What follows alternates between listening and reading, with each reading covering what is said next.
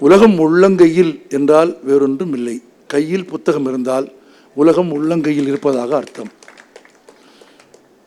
இங்கே குவித்து வைக்கப்பட்டிருக்கிற புத்தகங்களில்தான் ஒட்டுமொத்த உலகத்தின் அறிவும் அடங்கி இருக்கிறது. அது ஆன்மீகமாக இருந்தாலும் சரி, பக்தியாக இருந்தாலும் சரி, பகுத்தறிவாக இருந்தாலும் சரி, எந்த துறையாக இருந்தாலும் சரி, எல்லா துறைகளை பற்றிய உலகியல் அறிவை சேகரித்து வைத்திருப்பவை புத்தகங்கள் தான்.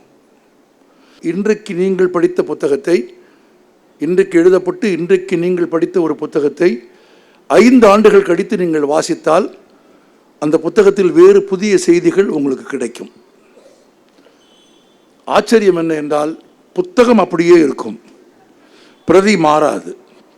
ஆனால் வாசிக்கிறவனின் வளர்ச்சிக்கு ஏற்ப அந்த புத்தகம் தன்னை வாசிக்கிறவனுக்கு வெளிப்படுத்தி கொண்டே இருக்கும். வாசிக்கிற போது புத்தகம் தருவது அறிவு கூட அல்ல. நன்றாக நினைவில் வைத்துக் கொள்ளுங்கள். நிறைய புத்தகம் படித்தால் நிறைய அறிவு வரும் என்று நிறைய பேர் சொல்கிறார்கள். எனக்கு அதில் உடன்பாடில்லை. நீங்கள் எவ்வளவு படிக்கிறீர்களோ படிக்க படிக்க உங்களுக்கு எவ்வளவு அறியாமல் இருக்கிறது என்று புத்தகம் காட்டி கொடுத்து கொண்டே இருக்கும்.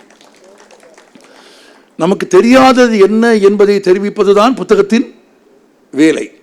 இது 2000 ஆண்டுகளுக்கு முன்பே தமிழ் சொல்லிவிட்டது. ஆமாம்.